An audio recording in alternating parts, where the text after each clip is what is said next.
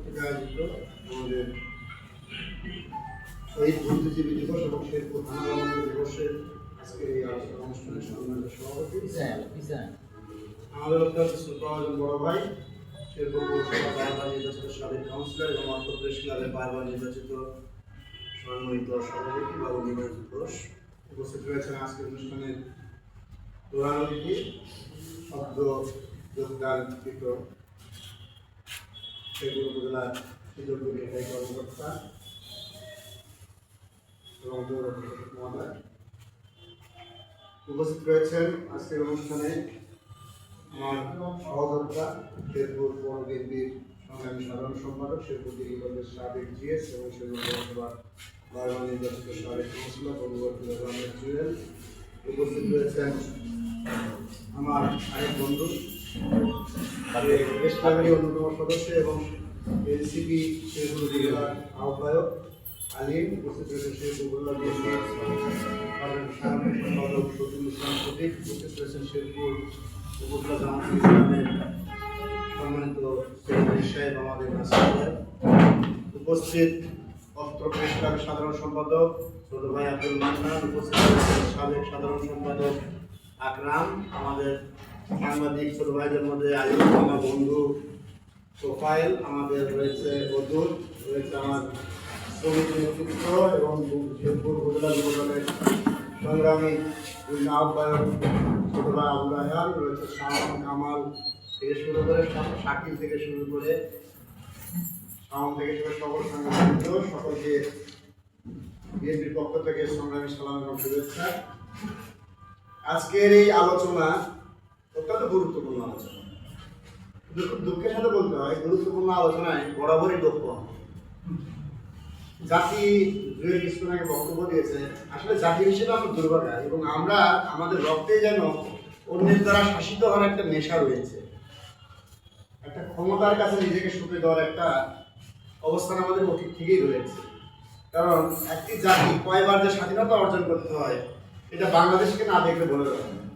যে জাতি ভাষার জন্য রক্ত দিতে হয়, যে জাতিকে স্বাধীনতার জন্য রক্ত দিতে হয়, যে জাতিকে স্বৈরাচারকে হটানোর জন্য রক্ত দিতে হয় এবং বারবার স্বৈরাচার আগমন ঘটে আবারও স্বৈরাচারের জন্য রক্ত দিতে হয় এবং আজকে যখন স্বৈরাচার মুক্ত একটি সুষ্ঠু বাংলাদেশ গড়ে করতে হয় আমরা এগিয়ে যাচ্ছি, সেই সময়ও হাতির মতো লোককে আবার রক্ত দিয়ে নতুন একটি ষড়যন্ত্রের জায়গা বাংলাদেশে তৈরি হচ্ছে। আমরা অবাক আছি।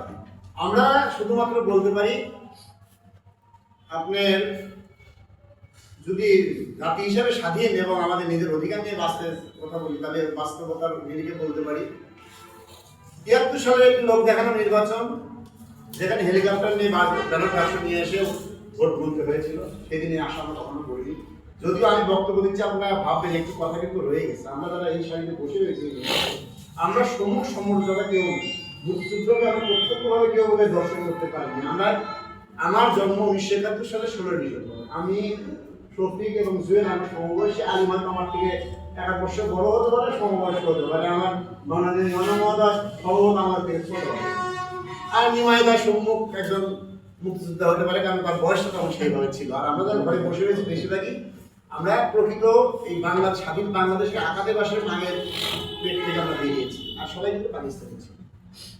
যাই হোক, আমি এই কথাটা এই জন্য বললাম, কথা বলার কারণ হচ্ছে আমরা যা কিছু বলছি আমরা প্রকৃত ইতিহাসের বই পড়ে আমরা কিন্তু আপনাদের মাঝে কথা বলছি।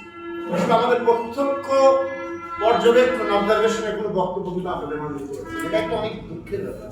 এবং কেন ইতিহাস থেকে বলতে হচ্ছে আমার বইটাতেও কিন্তু অনেক সময় ভুল রয়ে যায়।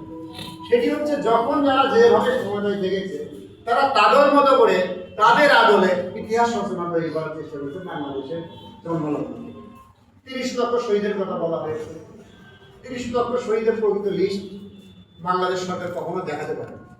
আমার কথা হচ্ছে কথার এদিক সেদিক হতে পারে, কিন্তু প্রকৃত সংখ্যাটা আপনার উন্মোচন করা বাংলাদেশের জাতীয়তাবাদের আমাদের প্রত্যেকটা মানুষের দায়িত্বই ছিল প্রকৃত মুক্তিযোদ্ধার সংখ্যা আমাদেরকে তৈরি করে দেওয়া এবং প্রকৃত শহীদের সংখ্যা কত এটাকে করা। কারণ বারবার বিতর্কের জায়গায় এখানে আমরা দেখতে চাই।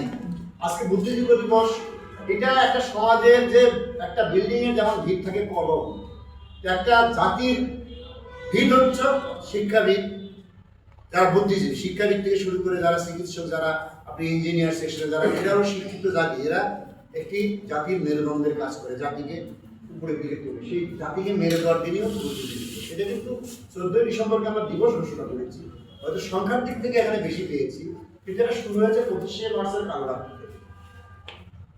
আমরা যেটুকু ইতিহাস পড়েছি, যেটুকু আমাদের কাছে সঠিক মনে হয়েছে সেটুকু আমি বলতে চাই। 30 লক্ষ টাকা একটা সঠিক জায়গায় আনার বোধহয় সুযোগ নেই, কারণ 54 বছর পর প্রজন্ম থেকে প্রজন্ম হারিয়ে গেছে। অনেকে দেশ থেকে দেশ ত্যাগ করেছে, অনেকে দেশ থেকে চলেও গেছে। যারা প্রকৃত সঙ্গে ইচ্ছা করলে, যদি সদিচ্ছা থাকতো, তাহলে অতীতের সরকার এগুলো ব্যয় করতে পারে। এটা আমাদেরকে একটা ধান্দার মধ্যে ফেলে দিয়েছে, যার জন্য আজকে টেলিভিশন দর্শকে শুনতে হয় যে বাংলাদেশ স্বাধীনতা নিয়ে। আমি খুব কষ্ট পাই মুখের মধ্যে। আমি পাকিস্তান ছিল, পাকিস্তানের পক্ষে একটা জাতি থাকবে, এটা থাকবে, আমাদের দেশ বিভক্ত হোক, এটা অনেকে চাইবে না, এটা আমি হয়তো চাইতাম না আমার নীতিগতভাবে। কিন্তু একটি জায়গায় যখন একটা দেশের সাথে আমাদের যুদ্ধ চলে যায়, তখন দেশের পক্ষ না আমাদের নৈতিক কর্তব্য। আমি খুব দুঃখ পাই, গত 1 বছর থেকে 1.5 বছর টক শোতে মনে হচ্ছে কিছু কিছু বক্তার বক্তব্যে যে এখান থেকে হওয়াটাই বোধহয় ভুল ছিল, পাকিস্তানটাই বোধহয় ঠিক ছিল। এটা জাতির জন্য লজ্জা। আমার কথা হচ্ছে যুক্তি দিয়ে ইতিহাস বদলানো যায় না। আমার কথা হচ্ছে রাজনীতি আপনি আপনার মতো করবেন, আপনি আপনার মতো করবেন, কেউ বাধা দেবেন। বাংলাদেশের মানুষ একটা প্রকৃত গণতান্ত্রিক রাষ্ট্র চায়, তার স্বাধীনতা চায়, সে কাকে ভোট দিয়ে জনপ্রতিনিধি নিয়োগ করবে তার ব্যাপার, তারই হওয়া থাকে। কিন্তু বাংলাদেশকে নিয়ে বিতর্ক করা আমার মনে হয় একেবারেই ঠিক নয়। আজকে জাতিকে লজ্জার মধ্যে করতে হচ্ছে। আপনারা যদি খুব ভালোভাবে মিডিয়ার দিকে টানেন, প্রতিদিনই এই কথাও শুনতে হচ্ছে মুক্তিযুদ্ধ ঠিক হয়নি, মুক্তিযুদ্ধ এর কারণে হয়েছে, মুক্তিযুদ্ধ ওর কারণে হয়েছে, মুক্তিযুদ্ধ অমুকের ষড়যন্ত্রের ফলে বাংলাদেশের জন্য হচ্ছে, বাংলাদেশ আমরা চাইনি।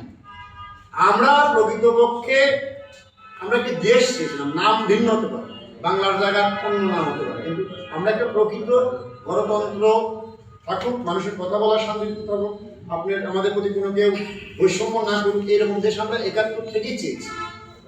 কিন্তু দুঃখের সাথে বলতে হচ্ছে সেই দেশ আমরা সঠিকভাবে নির্বাচন হয়েছে 1991 থেকে 2006 বা 8টাকেও আমরা মেরুতে নির্বাচন হিসেবে স্বীকৃত দিই।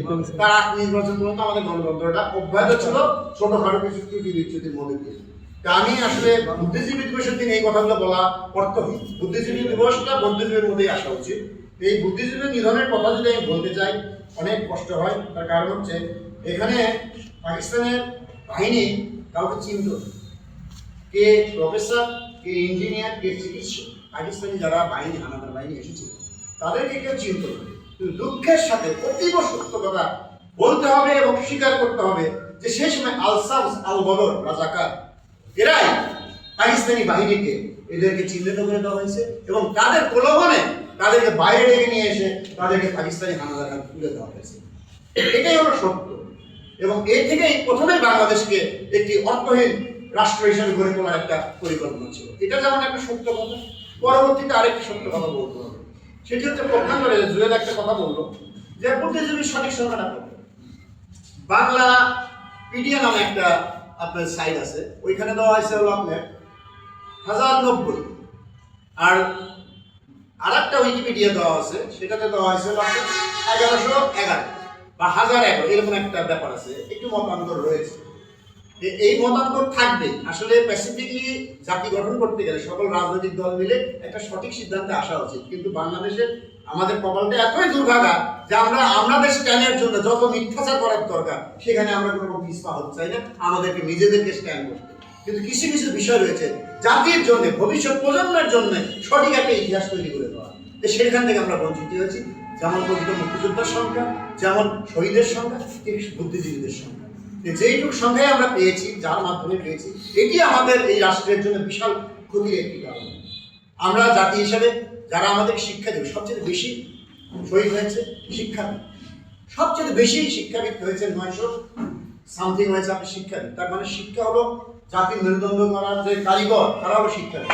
আমাদের বগুড়ার কথা বলা হয়েছে, আমার নিমাইদা বলে গেছে, বগুড়াতে টোটাল নিহত হয়েছে আমাদের মানে শহীদ হয়েছে মোট আপনার 12 জন হলো আপনার স্কুলের মাধ্যমিক স্কুলের শিক্ষক, 14 জন হলো আপনার প্রাইমারি স্কুলের শিক্ষক এবং 2 জন হলো কলেজের শিক্ষক। সেই কলেজের শিক্ষকের মধ্যে একজন আমাদের শেরপুর কলেজের তৎকালীন প্রিন্সিপাল ছিলেন। এই হলো আমাদের বগুড়ার ইতিহাস। এটা কিন্তু আমরা প্রচ্ছন্নভাবে পাচ্ছি, কারণ এটা আমরা এখানে থাকি, স্বাধীনতার পর থেকে আমার বাপ চাচার মুখ থেকে শুনে শুনে এইটার সাথে এই সত্যতা আমরা মিলাতে পারি, কিন্তু সারা দেশেটা তো আমরা মিলাতে পারি। আমি খুব উদ্বেগের সাথে বলতে চাই, বাংলাদেশ সরকার একবার উদ্যোগ নিয়েছিল এটাকে ঠিক করার জন্য, কিন্তু সেই কমিশনে কিন্তু সেই রিপোর্টটা বাংলাদেশে সাবমিট করেনি। অর্থাৎ হয়তো এই রাজনৈতিক দল দেখেছে যে এটা তো আমাদের এগেনস্টে, তখন হয়তো এটাকে ঢেকে রেখেছে। এটা হলো আমাদের জাতি হিসেবে দুর্ভাগ্য। আমরা আন্দোলনের জাতি, আমরা রক্ত দিতে জানি, কিন্তু আমরা সেই জাতি হিসেবে যখন যেটা পাই সেটাকে ধরে রাখতে পারি না। আজকে আমরা কোটা আন্দোলন দিয়ে শুরু করেছিলাম, আমরা শেষ মতো স্বৈরাচারকে হটিয়ে দিয়েছি, কিন্তু যখন আমরা একটি সঠিক গণতন্ত্রের পথে যাচ্ছি তখন হাদির মতো একজনকে আমরা হারাতে বসেছি। আজকে হাদি তো স্টার, এটা আসলে কার উদ্দেশ্য? যে ক্ষমতাতে রয়েছে সে তার ক্ষমতাকে প্রলম্বিত করার উদ্দেশ্য। জামাত দোষ দিচ্ছে বিএনপিকে, বিএনপি দোষ দিচ্ছে জামাতকে, এটা কোন উদ্দেশ্য? না জাতিকে বিভাজন করার জন্য বাইরে রাষ্ট্রের কোনো ষড়যন্ত্র? এটাকে আমাদের বুঝতে হবে। কিছু কিছু ন্যাশনাল ইস্যু আছে যখন আমাদের সকলকে দল মত জাতি বর্ণ সবাই মিলেমিশে বাংলাদেশের পক্ষে এক হতে হবে, না হলে এই বাংলাদেশকে সঠিক পথে আনা সম্ভব না। আমরা তো মানে একটা নেশার মধ্যে দিয়ে বাংলাদেশের জাতি গঠনের মধ্যে পড়ে গেছি। আমাদের শিক্ষা গত 17 বছরে অটো পাস। আপনার ভার্সিটিতে পরীক্ষা দিতে গেছেন, চান্স পায় 2 জন, আবার রিটার্ন করে পরীক্ষা দিতে হয় এই জাতি দেখার জন্য। এই জাতিকে ওই সরকার কি দিয়েছিল? অর্থাৎ বাংলাদেশে শিক্ষিতের সংখ্যা থাকবে অনেক, কিন্তু মেধা হবে শূন্য, এটাই তো চেয়েছিল। আসলে আমাদের দেশে তখন কার মানে এটাকে তোয়াজ বলে, কার হয়ে কার বিদেশি মানে তাদের মদতটাকে এইখানে আমাদের প্রতিপালন করতেছে আমাদের উপরে, আমরা বুঝতে পারি না। আমাদের একটা কষ্টের কথা। আমি বলতে চাই না, কিন্তু বাংলাদেশি নাগরিক হিসাবে আসলে এই সমস্ত কিছু তর্কের অবসর নেওয়া উচিত। আমরা এক এবং অভিন্ন কিছু কিছু বিষয়ে থাকতে চাই। মুক্তিযুদ্ধটা অভিন্ন থাকতে চাই, স্বৈরাচার পতনে অভিন্ন থাকতে চাই, মুক্তিযুদ্ধের সংখ্যায় অভিন্ন থাকতে চাই, শহীদের সংখ্যায় অভিন্ন থাকতে চাই। আমরা 24-এর যে গণ অভ্যুত্থান, যেটা ছাত্র জনতার বিজয়ের মাধ্যমে যেটা পেয়েছি, সেটারও প্রকৃত আমাদের শহীদের সংখ্যার দরকার। প্রকৃত যারা যোদ্ধা ছিল, অস্বীকার আমি ঢের হয়ে বলতেছি আজকে আমি জুলাই যোদ্ধা, এটাও আমরা চাই না। কখন থেকে মুক্তিযুদ্ধ হয়ে যাচ্ছে, যার এইরকম মুক্তিযুদ্ধকে আমরা অনেক পেয়েছি, যার বয়স আমার থেকে 2 বছরের ছোট, সেও মুক্তিযুদ্ধ সার্টিফিকেট নিয়ে ভাতা বাড়ি সবই নিয়ে বসে আছে। আমরা এইরকম বাংলাদেশ চাই না। আমরা আগামী দিনে একটি সুন্দর মেধাভিত্তিক, মেধা শূন্য না, মেধাভিত্তিক একটি শূন্য বাংলাদেশ আমরা চাই, যেখানে থাকবে না কোনো বৈষম্য, থাকবে না কোনো হিংসা, থাকবে না কোনো সন্ত্রাস, থাকবে না কোনো হানাহানি। এরকম একটা সুন্দর বাংলাদেশ করতে হলে মুক্তিযুদ্ধকে মাথায় রাখতে হবে। 24-কে আমরা অবশ্যই সম্মান করি, কিন্তু 24-কে মেইন স্বাধীনতা বলে মুক্তিযুদ্ধকে অস্বীকার করলে সেটা হবে আরেক প্রতারণা, সেটা আরেকটি রাজাকারের কাজ হবে। আমরা 71-এ কে কি করেছে এটা বিষয় না, কিন্তু 71-এর মহান মুক্তিযুদ্ধকে আমাদেরকে মাথায় রাখতে হবে। আমরা স্বৈরাচারের পতন যেটা আমরা এরশাদ ঘটাইছি সেটাকেও মাথায় রাখতে হবে। 52-এর ভাষা আন্দোলনকে মাথায় রাখতে হবে। আমাদেরকে অনুরূপ এই স্বৈরাচারী হাসিনার বিরুদ্ধে আমাদের যে লড়াই, এটাকেও আমাদের স্মরণ রাখতে হবে। এইখানে আমাদের সকল রাজনৈতিক দলের এক এবং অভিন্ন থাকতে হবে, তাহলে আমরা প্রকৃত বাংলাদেশ গড়ার পিছনে আমরা যাবো। গণতন্ত্রের সৌন্দর্য তো একজন জিতবে একজন হারবে, কিন্তু সেটাতে রাগারাগি নয়, পিস্তলের সাথে গোলাগুলি বিনিময় না, আমাদের সাথে থাকবে আপনার সুষ্ঠু সুন্দর প্রতিযোগিতা। সেখানে আমরা কোলাকুলি করে একসঙ্গে ভোট কেন্দ্রে যাবো, কে কাকে ভোট দেবে, সেরকম একটি পরিবেশ আমরা বাংলাদেশ করতে চাই।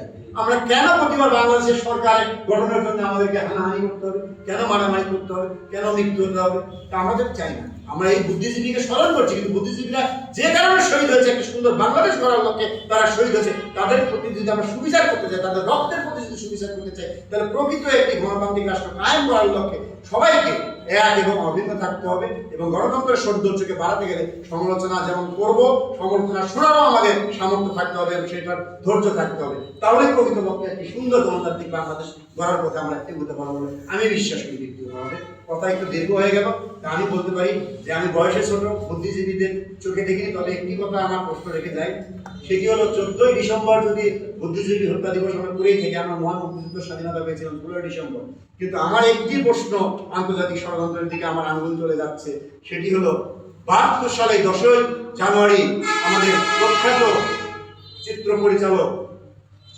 জহির রায়হান নিখোঁজ হয়েছে।